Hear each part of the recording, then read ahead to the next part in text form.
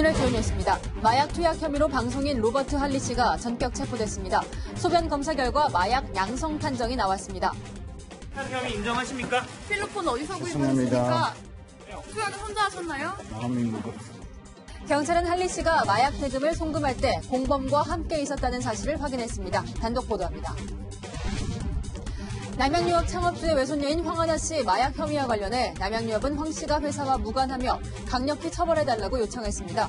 경찰은 마약 권유를 받았다고 황 씨가 지목한 연예인의 출국 금지를 검토하고 있습니다. 단체 대화방을 통한 연예인들의 불법 영상 공유가 사회 문제가 되면서 단체 대화방 이용을 꺼리는 일반 이용자들이 늘어나고 있습니다. 범법자가 될 가능성을 사전에 차단하려는 겁니다. 재개발 지역 상가 건물을 구입한 김의겸 전 청와대 대변인이 구청으로부터 불법 증축된 부분에 대한 자진 철거 명령을 받았습니다. 해당 건물의 세 군데에서 불법 증축 실태가 적발됐습니다. 단독 보도합니다. 문영배 헌법재판관 후보자 인사청문회가 문재인 대통령의 장관 임명 강행 논란으로 화행을 빚었습니다. 이미선 후보자는 자신이 주식을 보유한 회사와 관련된 재판을 맡아 논란에 휩싸였습니다. 미국에서 별세한 조양호 한진그룹 회장 시신의 국내 운구를 위한 절차가 진행 중입니다. 이르면 주말쯤 장례 일정이 시작될 것으로 보입니다. 네, 여러분 안녕하십니까? 강남의 클럽 버닝썬에서 시작된 마약 수사가 연예 기록까지 확산됐습니다. 방송인 로버트 할리가 필로폰 투약 혐의로 어제 체포됐습니다. 검사 결과 양성 반응이 나왔고 자택에서는 주사기가 발견됐습니다. 그는 작년에도 그리고 재작년에도 마약 수사를 받았다는 것이 확인됐습니다. 하지만 삭발하고 제모하는 바람에 처벌받지 않았습니다. 오늘의 첫 소식 신선미 기자가 보도합니다. 검은색 모자와 마스크로 얼굴을 가린 남성이 경찰 호송 차량에서 내립니다. 어제 지방 출장을 다녀오다 김포공항 주차장에서 마약 투약 혐의로 체포된 방송인 로버트 할리입니다. 마약 투약한 혐의 인정하십니까? 필로폰 어디서 구입하셨습니까? 할리 씨는 지난달 중순 인터넷으로 필로폰을 구매한 뒤 최근 서울 자택에서 투약한 혐의를 받고 있습니다. 할리 씨가 구매한 필로폰의 양은 확인되지 않았습니다. 경찰은 할리 씨를 상대로 소변 간이 시약 검사를 실시한 결과 마약 양성 판정이 나왔다고 밝혔습니다. 이어서 실시된 자택 압수수색에서는 필로폰 투약에 사용된 것으로 보이는 주사기가 발견됐습니다. 당시 주사기는 화장실 변기 뒤편에 숨겨져 있었습니다. 경찰은 할리 씨가 과거에도 투약했는지를 확인하고 있습니다. 이를 위해 할리 씨의 모발과 소변을 국립과학수사연구원에 보내 감정을 의뢰할 예정입니다. 또 조사를 마치는 대로 오늘 중 구속영장을 신청할 계획입니다. 할리 씨는 2017년과 지난해에도 마약으로 경찰 조사를 받았지만 그때마다 삭발이나 제모를 하고 나타났고 양성 반응이 나오지 않아 처벌받지 않았습니다. 지난 1986년부터 미국 변호사로 국내에서 활동한 할리 씨는 1997년 미국 국적을 포기하고 한국인으로 귀화해 최근까지도 방송인으로 활동해왔습니다. 채널A 뉴스 신선미입니다. 네, 로버트 할리 씨는 마약 투약 혐의는 인정하면서도 누군가와 함께 투약했는지는 답하지 않고 있습니다. 하지만 경찰은 공범으로 추정되는 외국인의 존재를 확인했습니다. 로버트 할리가 마약상에게 송금할 때 은행 CCTV에 함께 찍힌 인물입니다. 최석호 기자가 단독 취재했습니다. 할리 씨가 필로폰을 구입한 건 지난달 중순입니다. 마약을 판매한다는 인터넷 광고를 보고 판매 책에게 접근한 겁니다. 경찰의 추적을 피하기 위해 보안성이 높은 독일의 암호화 메신저 텔레그램을 이용했습니다. 판매 책에게 필로폰 구입 대금 70만 원을 보내면서도 증거를 최소화하기 위해 현금으로 무통장 입금을 했습니다. 하지만 결정적 증거는 입금 당시 찍힌 은행 CCTV에서 나왔습니다. 현금 인출기와 주차장 CCTV에 할리 씨의 모습이 포착된 겁니다. 하지만 공범 여부에 대해선 입을 열지 않고 있습니다.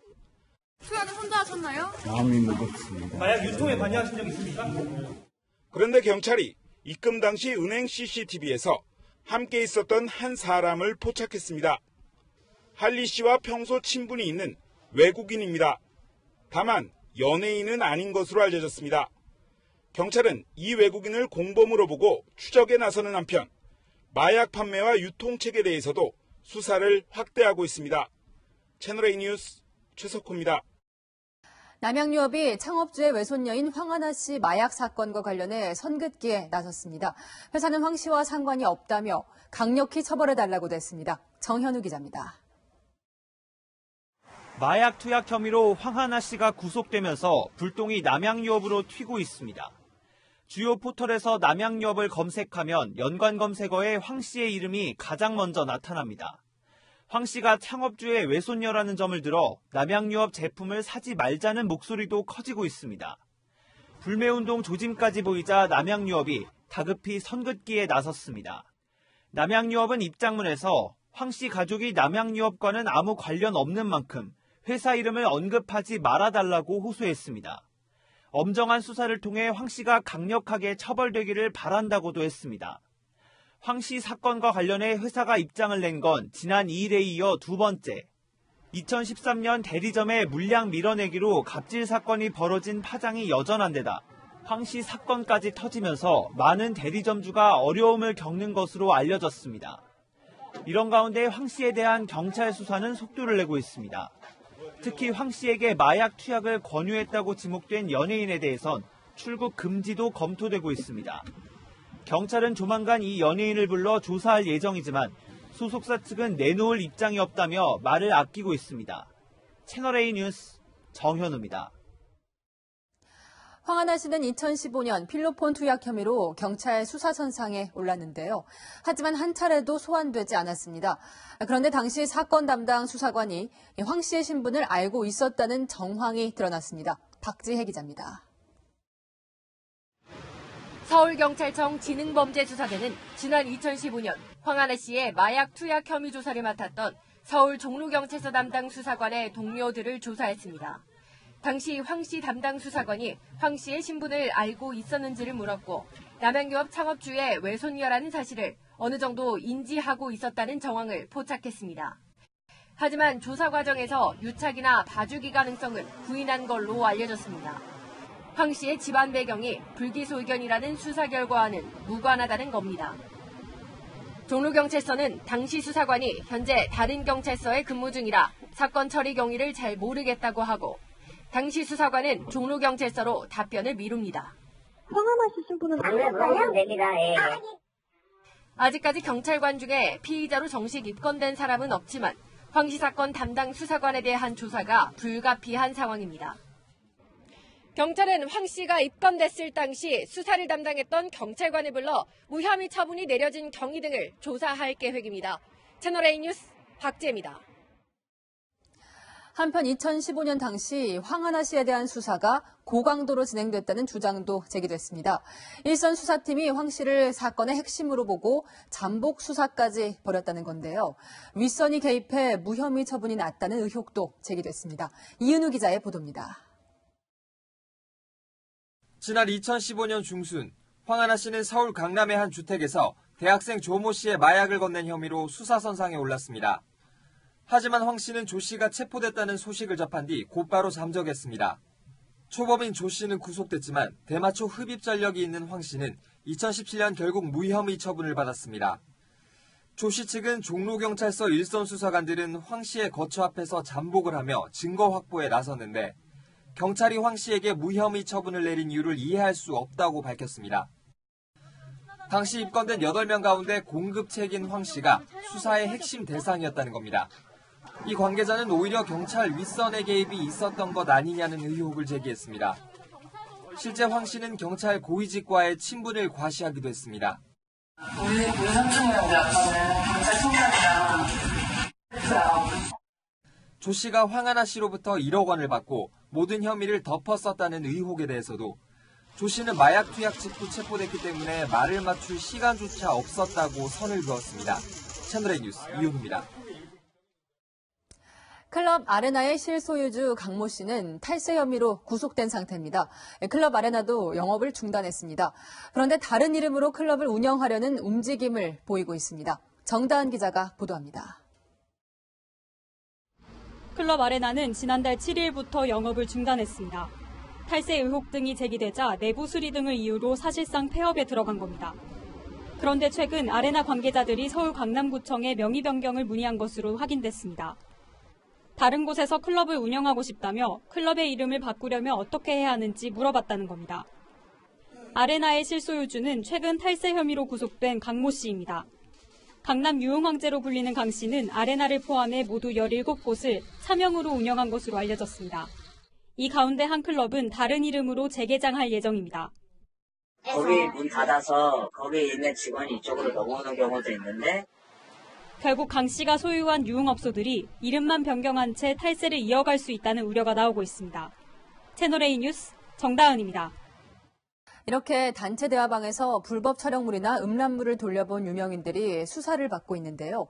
일반인들도 단톡방 이용을 꺼리거나 정리하는 경우가 늘고 있습니다. 공태현 기자입니다.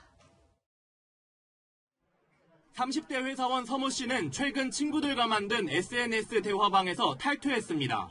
음란물이나 불법 복제 동영상 흔적이 마음에 걸렸기 때문입니다.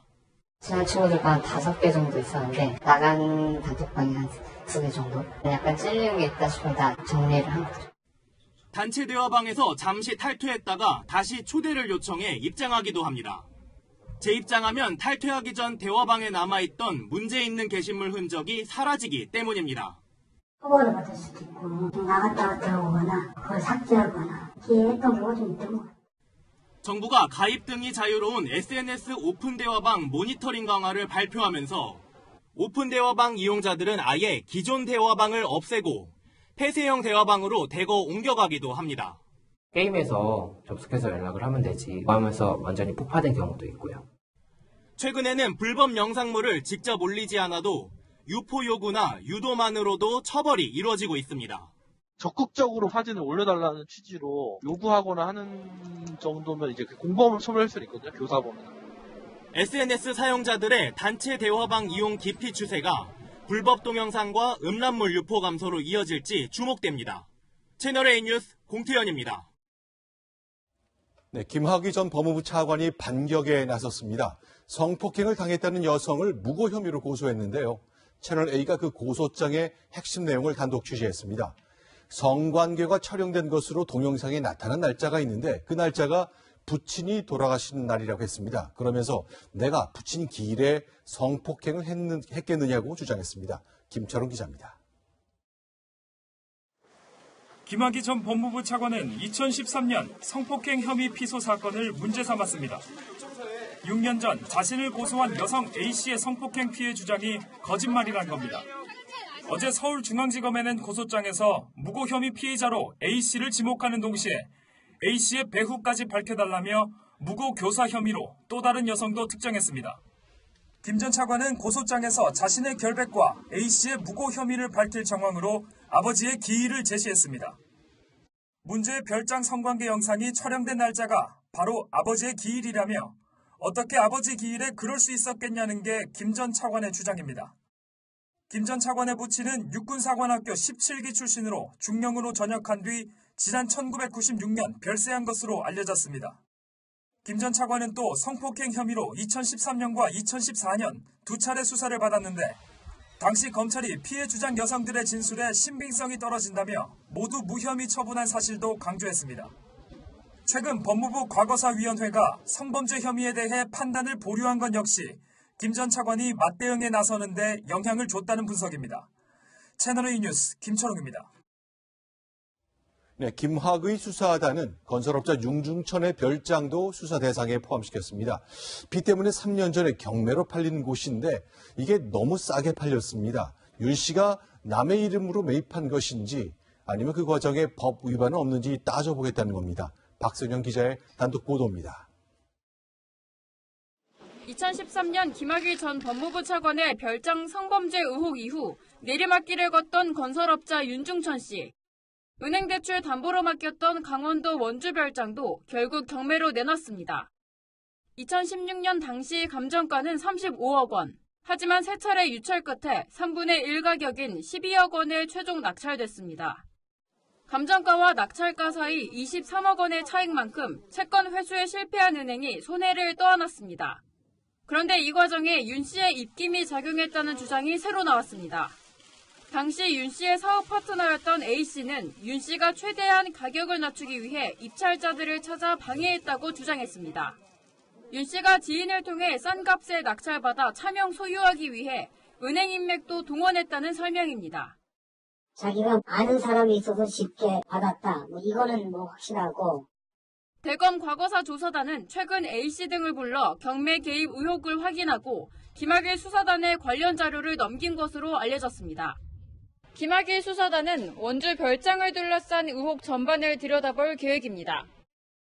윤중천 씨의 범죄 정황을 캐는 동시에 이른바 김학의 수사에서 협조를 이끌어내겠다는 전략입니다. 채널A 뉴스 박선양입니다. 특혜대출 의혹을 받고 있는 김의겸 전 청와대 대변인의 상가 건물 일부가 불법 증축됐다는 결론이 나왔습니다. 서울 동작구청이 현장 점검에서 적발한 건데요. 김 전 대변인에게 자진 철거를 명령하는 공문을 발송했습니다. 한수아 기자의 단독 보도입니다. 김의겸 전 청와대 대변인이 매입한 흑석동 상가 건물 옥상입니다. 판넬로 만든 시설물이 보이는데요. 동작구청은 불법 건축물로 결론 내렸습니다. 지난 6일 현장 점검에 나선 구청은 상가 건물 3곳이 무단으로 증축된 사실을 확인했습니다. 건물 옥상에선 한 곳이 불법 건축물로 적발됐습니다.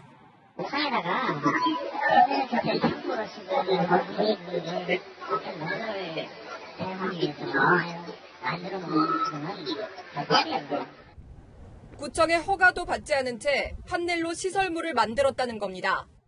1층에서도 2곳이 무단 증축됐다고 결론 내렸습니다. 1층 출입구에 차각막이 기준보다 넓게 설치됐고 건물 뒤편에도 판넬 등으로 만든 시설물이 들어섰다는 판단입니다. 구청은 김의겸 전 대변인에게 5주 안에 자진 철거를 명령하는 공문을 발송했습니다. 철거 안 하고 계속 갖고 있으면 2차분에 부가일부하고 금전적으로 이제 부담을 주는 거죠. 구청은 벽돌로 된 옥상 건축물에 대해서도 추가로 조사한다는 방침입니다. 이 건축물은 임대 수익이 가능하다는 평가가 나왔고 이를 토대로 대출이 이뤄지면서 특혜 의혹이 제기되고 있습니다. 채널A 뉴스 한수아입니다. 문재인 대통령의 경호를 책임지는 주영훈 경호처장을 둘러싼 의혹들이 잇따라 제기됐습니다. 문 대통령의 운전기사를 3급으로 특혜 채용했고 직원에게 사적인 관사, 가사 업무를 시켰다는 주장인데요. 청와대는 사실무근이라고 반박했습니다. 손양일 기자입니다. 2017년 대선 직후 문재인 대통령이 이례적으로 미니버스를 타고 부산 영도의 모친 자택을 찾았습니다. 당시 미니버스를 운전했던 운전기사는 경호처 소속 A씨였습니다. 노무현 정부 당시 권양숙 여사의 운전기사였던 A씨는 2012년부터 문 대통령을 수행하다가 청와대에 재입성했습니다. 그 과정에서 주영훈 경호처장이 A씨를 상급으로 채용한 게 특혜라는 의혹이 제기됐습니다. 경호실 인사 관행상 대통령 운전기사는 대개 5, 6급인데 지나치게 급을 높였다는 겁니다. 경호처는 사실무근이라고 반박했습니다. 김영삼 정부부터 현 정부까지 대통령과 여사 운전기사 11명 중 5명이 3급이었다는 겁니다. 박근혜, 이명박 전 대통령의 운전기사는 각각 5급과 3급이었습니다. 경호처 관계자는 A씨는 노무현 정부 때 이미 4급이었다며 당시 5년 경력을 인정받아 3급이 된 것이라고 설명했습니다. 주처장이 관사에서 전시설 관리 담당 계약직 직원에게 자기 가족의 빨래와 청소 등 가사 일을 시켰다는 의혹도 제기됐습니다. 대통령 경호처장 관사는 황당무계 갑질의 전당이 된 셈입니다. 별도 조사를 벌인 청와대 민정수석실은 직원이 공적 공간인 관사 1층을 청소했을 뿐 가사 일은 한 적이 없다고 잠정 결론을 내렸습니다. 채널A 뉴스 손영일입니다. 네, 지금부터는 정치권 소식입니다. 자유한국당이 문재인 대통령의 장관 임명 강행에 오늘도 반발했습니다. 항의하는 뜻에서 의원총회를 청와대 앞에서 열었고 취임 인사를 하러 온 김현철 통일부 장관은 만나주지도 않았습니다. 이민찬 기자입니다. 야당의 동의를 얻지 못한 장관 후보자의 임명 강행을 규탄하며 청와대 앞으로 몰려간 자유한국당. 문재인 대통령의 사과와 조국 대통령 민정수석의 종지를 요구했습니다. 이 정부의 잘못된 이러한 인사검증 실패를 비롯해서 청문회 패싱에 대해서 책임은 끝까지 묻겠습니다. 바른미래당은 청와대의 태도를 비판했습니다.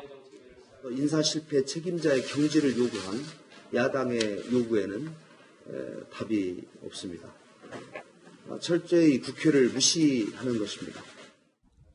한국당과 바른미래당이 면담 요청을 거부하면서 국회를 찾은 김현철 통일부 장관은 민주평화당, 정의당만 만난 뒤 발길을 돌렸습니다. 자유한국당에서는 오늘 예방을 따로 안 받는 걸로 그렇게 했다고 그러는데 그거에 대해서 한 말씀 줄 수 있을까요? 예, 계속 요청을 하고 있습니다. 조금만 기다리시면 될 것 같습니다. 네. 야당의 반발에 아무런 대응을 하지 않는 청와대 대신 더불어민주당이 반박에 나섰습니다. 국민과 민생은 아랑곳하지 않는 정쟁 유발 정당이 되지 않기 바랍니다. 임명 강행을 둘러싼 여야의 강대강 대치가 이어지며 4월 임시국회 의사 일정은 오늘도 합의하지 못했습니다. 채널A 뉴스 이민철입니다. 이미선 헌법재판관 후보자가 내일 인사청문회에 나섭니다. 이 후보자는 부부가 합산해서 13억 원어치의 건설회사 주식을 보유하고 있었는데 부장판사 시절에 그 회사와 관련된 사건을 재판한 것이 논란이 됐습니다. 그러니까 이해 충돌이 있으니까 다른 판사에게 넘겼어야 했다는 지적이죠. 박민호 기자입니다. 2015년부터 2017년까지 OCI그룹 계열사 이테크건설의 주식 13억 원어치를 사들인 이미선 헌법재판관 후보자와 남편. 그런데 지난해 서울중앙지법 부장판사였던 이 후보자가 이테크건설과 연관된 재판을 맡았습니다. 이 건설사의 하도급 업체가 고용한 기중기 기사의 과실에 대해 업체 측 배상을 주장하며 보험회사가 낸 민사소송입니다. 이 후보자는 하도급 업체에 손을 들어줬습니다. 판결 이후엔 건설사 주식을 추가 매입해 현재 보유 가치는 17억 원이 넘습니다. 한국당은 보유 주식과 관련된 재판을 맡은 건 부적절하다며 주식 취득 자체에 의문을 제기했습니다. 부부가 거액의 돈을 코스닥 등록 업체에 불과한 건설 회사에 집중적으로 투자한 것에 상당한 의혹이 있을 수밖에 없다. 이 후보자가 신고한 부부의 재산 42억여 원 가운데 주식은 35억여 원으로 83%가 넘습니다. 주식의 절반은 이테크건설에 투자했습니다. 이 후보자는 해당 사건은 이테크건설과 무관하며 이테크건설의 손을 들어준 판결이 아니라고 해명했습니다. 하지만 법조계에서는 해당 소송이 건설사에 직접 이익을 주지 않았다고 해도 논란의 여지가 있다면 회피 신청을 했어야 한다는 지적이 나옵니다. 채널A 뉴스 박민우입니다. 네, 문형배 헌법재판관 후보자 청문회는 오늘 열렸습니다. 시작부터 파행이었습니다. 문 후보자는 4시간 만에 첫 발언 기회를 얻었습니다. 이어서 강지혜 기자입니다. 문형배 헌법재판관 후보자 청문회가 시작되자마자 여야가 충돌했습니다. 인사청문회 하나하나 임명하나는 똑같습니다. 국회가 반대하면 대통령의 임명권이 제한된다고 한다면 이것은 위헌적인 발상입니다.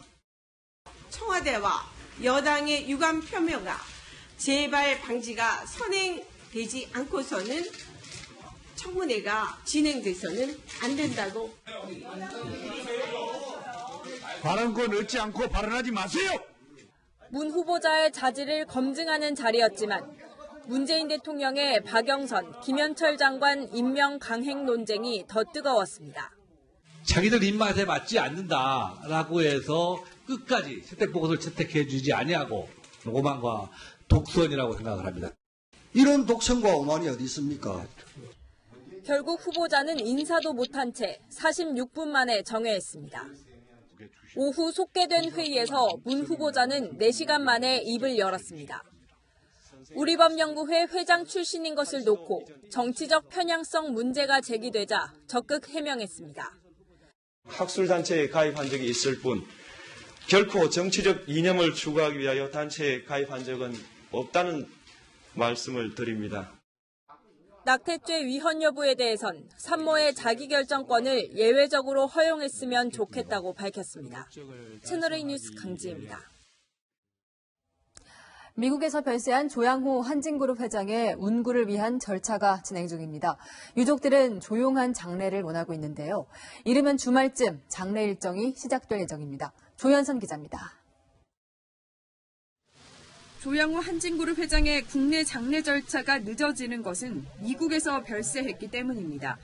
대한항공 측은 미국에서 사망 진단서 등 국내 운구를 위한 서류 절차를 진행 중이며 일반적으로 사나흘 정도 걸린다고 밝혔습니다. 장례식장으로 한진그룹 계열인 인하대병원과 서소문 대한항공 빌딩 등이 거론되지만 규모 등을 고려하면 서울 시내 대학병원에 빈소가 마련될 가능성도 큽니다.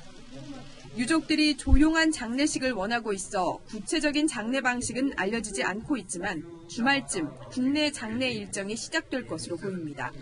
대한항공 측은 그룹 사장단 회의를 거쳐 장례 절차와 장소 등을 신중하게 결정하겠다고 밝혔습니다. 한진 창업주인 고 조중훈 회장이 별세했던 지난 2002년 11월에는 서울 중구에 있는 대한항공 빌딩 18층에 빈소가 마련됐습니다. 당시 그룹장으로 치러진 연결식은 생전에 애착을 쏟은 김포공항의 대한항공 경납고에서 열렸습니다. 채널A 뉴스 조현선입니다. 고 조양호 회장의 유족은 지금 미국 LA에 머물고 있습니다. 오늘 오전에는 LA의 장례식장을 방문해 고인의 운구 절차를 논의한 것으로 알려졌는데요. LA 현지에 황규락 특파원이 나가 있습니다. 황 특파원. 네, 저는 지금 미국 로스앤젤레스 외곽에 있는 한 메모리얼 파크 앞에 나와 있는데요. 이 조양호 회장의 가족들은 현지 시간으로 오늘 오전 이곳을 방문해 조 회장의 운구와 장례를 위한 준비를 한 것으로 알려졌습니다. 조 회장의 시신은 한국으로 옮겨지기 전까지 이곳 장례식장에 안치될 것으로 보입니다. They were here earlier. I don't know if they're still in the park, but I saw them leave. 조원태 사장 등 유족들은 LA 도심의 윌셔 그랜드 호텔에 머물고 있는 것으로 알려졌습니다. 2년 전 대한항공이 세운 이 호텔은 미국 노선 확장에 주력했던 조 회장이 생전에 애정을 쏟았던 곳입니다. 대한민국의 기업이 LA라는 국제도시의 스카이라인을 바꾸던 상징적인 랜드마크가 되었습니다. LA 교민들은 착잡한 심정을 드러냈습니다. 아쉬운 정도가 아니고 굉장히 큰 손실이라고 생각합니다. 한국 경제도 손실이고 이 미국에 사는 교민들한테도 대한항공을 그분 선친이랑 일으켜 세웠잖아요. IMF 때도 다 죽을 거. 조 회장의 시신은 대한항공 화물기에 실려 이르면 이틀 뒤 한국에 도착할 것으로 보입니다. 미국 로스앤젤레스에서 채널A 뉴스 황규락입니다. 조양호 회장의 유족들이 상속 과정에서 부담해야 할 세금은 1,700억 원에 달하는 것으로 추정되는데요. 천문학적인 돈을 마련하지 못하면 경영권 승계가 흔들릴 수 있습니다. 김지환 기자가 경우의 수를 따져봤습니다. 조양호 회장이 보유한 주식 가치는 3,500억 원이 넘습니다.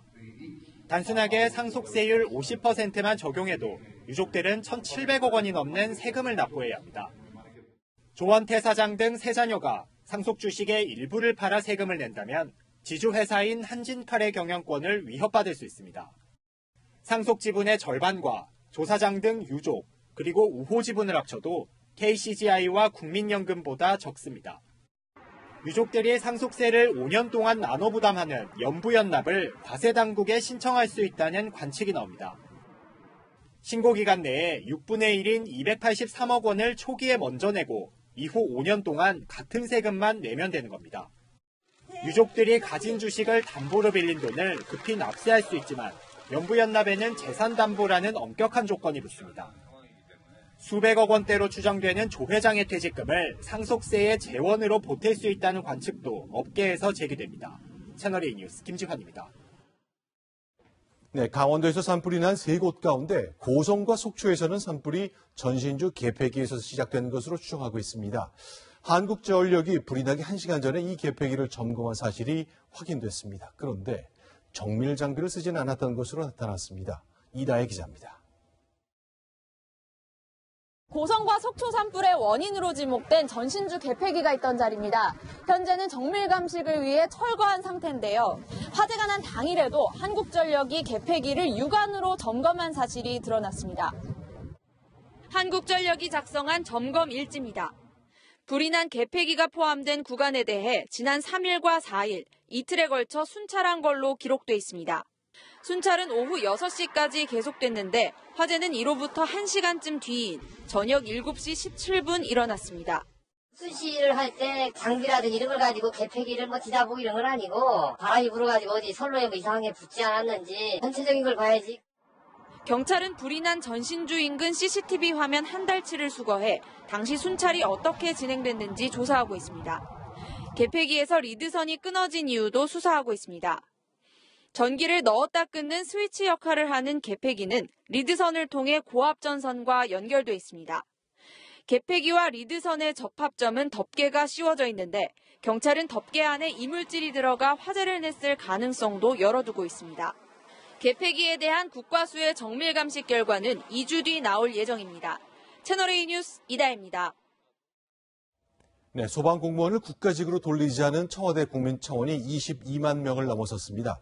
시나 도의 재정 상황에 따라서 인력이나 장비 지원이 워낙 천차만별이어서 중앙정부가 장악해야 된다는 목소리가 높은 거지요. 하지만 정작 법을 만들어야 할 국회는 이렇게 법 개정이 늦어진 이유를 두고 서로 내탓 공방만 벌이고 있습니다. 김철중 기자입니다. 소방관 제복을 입고 나타난 이재정 더불어민주당 의원은 소방관 국가직 전환을 위한 법안 처리를 촉구했습니다. 소방관 국가직 전환, 이제는 국회가 응답해야 합니다. 민주당은 자유한국당이 협조하지 않아 법안 처리가 안 됐다고 주장했습니다. 자유한국당 원내 지도부께서 오늘 좀 통과시키지 말아라라는 지시를 하셔가지고 의결 직전에 법안 처리가 무산이 되었습니다. 자유한국당은 즉각 반발했습니다. 소방직 국가직화에 반대하는 것이 전혀 아닙니다. 저는 어떻게 보면 정부 여당이 지금까지 사전 조율이 되지 않아서 그런 거 아니냐. 오히려 사전에 부처 간 의견 조율이 안 됐다며 정부를 탓했습니다. 재정 어떻게 할 거냐, 인사 갈등 어떻게 해소할 건지 자료 가져오봐라 그래도 보고 안 하잖아요. 취임 후 처음 상임위에 참석한 진영 행정안전부 장관도 소방관 국가직화에 힘을 실었습니다. 소방직 국가직화를 비롯하여 국민 안전에 대한 국가 책임을 더욱 확고히 해야겠다는 믿음도 강해졌습니다. 문재인 대통령은 오는 7월부터 소방관 국가직 전환이 차질 없이 이루어질 수 있도록 국회에 신속한 법안 처리를 요구했습니다. 채널A 뉴스 김철중입니다. 네, 8279 그리고 5656. 김정은 정권을 뿌리째 흔들겠다고 선언한 단체지요. 자유조선이 홈페이지에 게시한 의문의 숫자들입니다. 해석이 분분합니다. 자기 행동대원들에게 내린 비밀 지령이다. 아니다. 북한의 암호를 알고 있다는 경고다. 보도에 안건우 기자입니다. 자유조선 홈페이지에 이틀 전 올라온 글입니다. 제목도 없고 내용은 8279, 4개의 숫자가 전부입니다. 자유조선은 재작년 8자리 숫자를 올린 걸 시작으로 올해까지 모두 5차례 이런 의문의 숫자들을 게재했습니다. 일각에선 북한의 난수암호와 비슷하다며 자유조선이 행동대원에게 내린 지령이란 추측도 나옵니다. 어떤 행동그룹에 무슨 행동을 하라, 이런 메시지를, 지령을 내리는 거라고 볼 수 있을 것 같고요. 실제로 자유조선은 최근 큰일을 준비 중이라고 예고하기도 했습니다. 단순한 숫자 나열로 보이지만 서로 약속한 책의 몇 페이지 몇 번째 글자인지가 담겨 있는 겁니다. 지령을 받은 사람은 해당하는 글자를 일일이 찾아 지령을 완성해가는 방식입니다. 하지만 다른 추측도 있습니다. 조직원 간의 어떤 연락사항을 저런 난수라면은 오픈된 데는 올릴 수가 없죠. 사람들한테 보여주기엔 김한용 난수 가능성이 큽니다. 지난달 스페인 북한 대사관 습격 때 암호 해독 컴퓨터도 함께 사라졌습니다. 따라서 북한 정부가 해외 대사관에 보내는 비밀 암호 체계를 전부 꿰뚫고 있다는 일종의 경고란 해석도 있습니다. 채널A 뉴스 안건우입니다. 네, 강력한 대북 경제 제재가 2년 가까이 계속되자 북한이 다급해졌습니다. 이제는 동해바다 1000m 밑에 있는 해양 심층수까지 같이 개발하자면서 해외 기업에 손짓하고 있습니다. 유승기 기자입니다. 평양의 금강산으로 불리는 룡악산 샘물은 요즘 북한의 수출 주력 상품입니다. 생수는 제재 대상이 아닌 데다 큰 설비 투자 없이 물만 담아 팔면 되기 때문입니다. 최근에 바닷물까지 손을 대고 있습니다. 북한 대외경제성은 해양 심층수 개발 계획을 공개하며 해외 합작 투자를 제안했습니다. 해양 심층수는 수심 200m 이하에 있는 미네랄이 풍부한 깨끗한 물로 동해엔 차가운 북극빙하를 만나 돌아 내려오는 심층수 띠가 있습니다. 북한이 사업 거점으로 삼은 지역은 함경북도 경성. 1000m의 깊은 바다 밑에 취수관을 설치해 물을 끌어올린 뒤 바로 앞 공장에서 소독과 가공 처리까지 하겠다는 겁니다. 중국까지 거리도 80km밖에 되지 않는다며 각종 화장품과 음료수, 의약품의 주 원료로 쓸 수 있다고 홍보합니다. 특히 해양 심층수 사업 같은 경우는 우리 쪽, 그러니까 남한의 파트너를 상당 부분 의식한 그런 사업으로 볼 수 있습니다. 북한은 온천수 홍보에도 열을 올리고 있습니다. 유황 성분이 많고 라돈이 극히 적은 고온천으로서 용출량이 대단히 많고 양리적 작용과 치료 효능이 높을 뿐 아니라 평안남도 양덕에 온천 관광지구를 짓고 있는데 김정은 위원장은 사흘 전에도 이곳을 찾아 건설을 독려하기도 했습니다.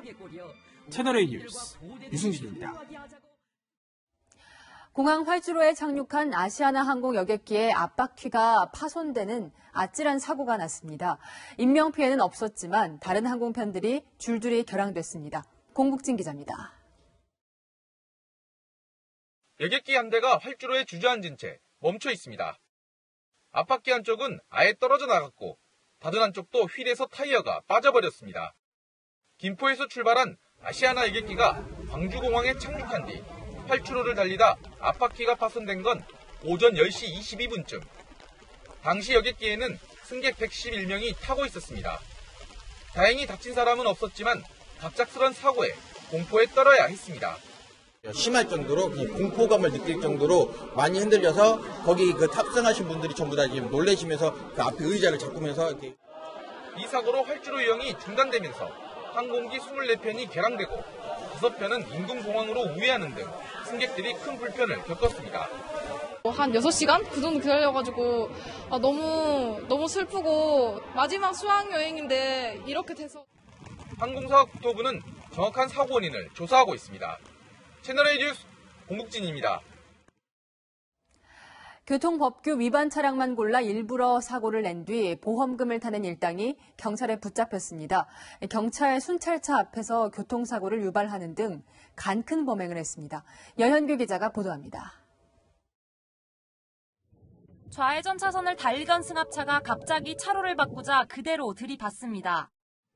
경찰 순찰차가 버젓이 앞에 있는 상황에 유치원 통학 차량이라고 여지를 두진 않습니다.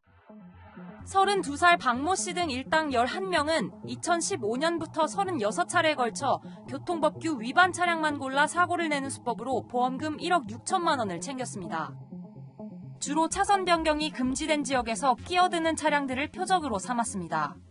도수적으로 전선을 좀 물렸어요. 그래도 갖다가 받아오더라고요. 가해자가 돼가지고 보험 처리를 다 해주고 다 했거든요. 일반 통행로에서 역주행하는 차량이나 우회전 위반 차량도 범행 대상이 됐습니다. 박 씨 일당의 범행은 빈번한 사고 접수를 수상히 여긴 보험사가 경찰에 신고하며 덜미가 잡혔습니다. 경찰은 주범인 박 씨를 구속했습니다. 채널A 뉴스 여현규입니다. 이른바 로또 분양 아파트에 당첨되고도 계약을 못하는 세대가 속출하고 있습니다. 각종 규제와 복잡한 청약제도 때문입니다. 홍유라 기자입니다. 견본주택 앞으로 인파가 운집했습니다.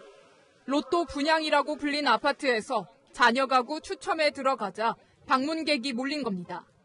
최고 경쟁률이 63대 1이었던 아파트도 62가구가 남았습니다.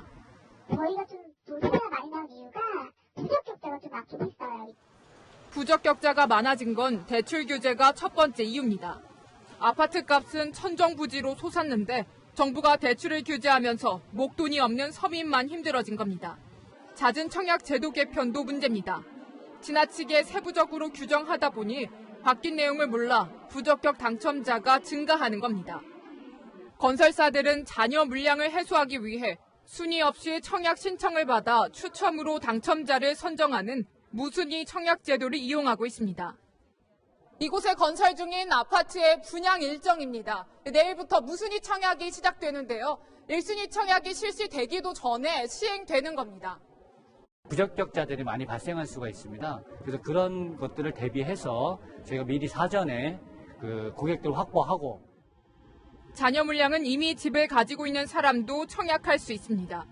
무주택자에게 유리하게 하겠다는 청약제도가 오히려 무주택자를 울리고 있습니다. 채널A 뉴스 홍윤아입니다. 네, 4월 11일은 대한민국 임시정부가 수립된 지 100년을 맞는 날입니다. 당시 초대 외교수장을 지낸 김규식 박사는 프랑스 파리로 날아가 독립외교를 펼쳤습니다. 그의 발자취를 동정민 특파원이 취재했습니다. 1차 대전 이후 세계 질서를 논의하기 위해 열강들이 모였던 파리 강화회의. 임시정부 대표로 파견된 김규식 박사는 승전국이었던 일본의 방해로 회의장 문턱도 넘지 못했습니다. 그러나 포기하지 않았습니다. 여기가 바로 임시정부 파리 연부가 있었던 그 건물인데요. 한국의 그 아픈 그 상황을 세계에다 선전하고 홍보해야 되는, 그래서 독립의 당위성을 또 주장하기 위한. 일제의 지배를 옹호하는 프랑스 관료의 신문 기고를 반박하는 친필 서한을 냈고 외신 기자들에게 피 끓는 연설도 했습니다. 2천만 영혼의 간청에도 성의 있게 답하지 않는 정의와 사상을 사랑한다고 말하는 프랑스에 경악한다. 그의 호소는 프랑스 언론에 전해지며 큰 화제가 됐습니다. 프랑스는 일본의 항의에도 불구하고 중국 상하이에 임시정부 설치를 허락했습니다.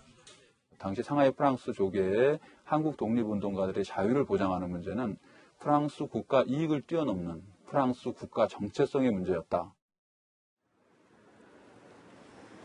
이제는 어렴풋한 흔적만 남아있지만 100년 전 우리 선조들의 애끓는 호소는 지금 이 순간에도 강한 울림으로 다가옵니다. 파리에서 채널A 뉴스 동정민입니다. 촉촉한 봄비가 메마른 대지를 적시고 있습니다. 서울 등 대부분 지역에 조금 전부터 비가 내리고 있는데요. 얼마 전 큰 불이 났던 강원 산지에는 오늘 밤 큰 눈이 예보돼 있어 비상입니다. 현재 강원 산지에는 대설특보가 발효 중입니다. 지금은 눈이 약하게 내리고 있지만 점차 굵은 눈발로 바뀌겠고 강원 산지 많은 곳에는 밤사이 30cm 이상의 큰 눈이 내려 쌓이겠습니다. 강원 남부와 경북 북동 산지에도 내일 오전까지 1에서 5cm의 눈이 예상됩니다. 제주와 남해안, 지리산 부근에는 최고 80mm, 영동과 충청 이남 지역에는 10에서 40mm의 비가 예상되고 서울 등 중북부 지역은 5에서 20mm로 양이 많지는 않겠습니다. 내일까지 해안과 내륙에는 강풍도 이어지겠습니다. 여수와 제주공항에는 강풍 경보가 발효 중입니다. 항공기 이용하시는 분들은 운항 정보 꼼꼼하게 확인하시기 바랍니다. 이번 비는 내일 오전에는 대부분 그치겠습니다. 비가 그친 뒤에는 반짝 추워지고요. 목요일부터는 다시 온화한 봄 기운을 되찾겠습니다. 내일은 가시거리가 1km 미만으로 시정이 좋지 않은 곳이 많겠습니다. 평소보다 더 조심 운전해 주시기 바랍니다. 지금까지 채널A 뉴스 남혜정입니다. 네, 정부가 고등학교 등록금을 안 받기로 했습니다. 학부모의 부담을 덜어주겠다는 거죠. 그런데 무언가 앞뒤가 안 맞는 느낌이죠. 학부모 허리가 휘는 것은 한 달에 한 12만 원쯤 하는 등록금 때문일까요? 사교육비 때문이라는 부모가 대부분일 겁니다. 하지만 망가진 고등학교 교실을 바로 세울 정책은 들리지 않고 있습니다. 번번이 나라 돈을 통 크게 쓰는 재정 중독만 눈에 띕니다. 뉴스 마치겠습니다. 고맙습니다.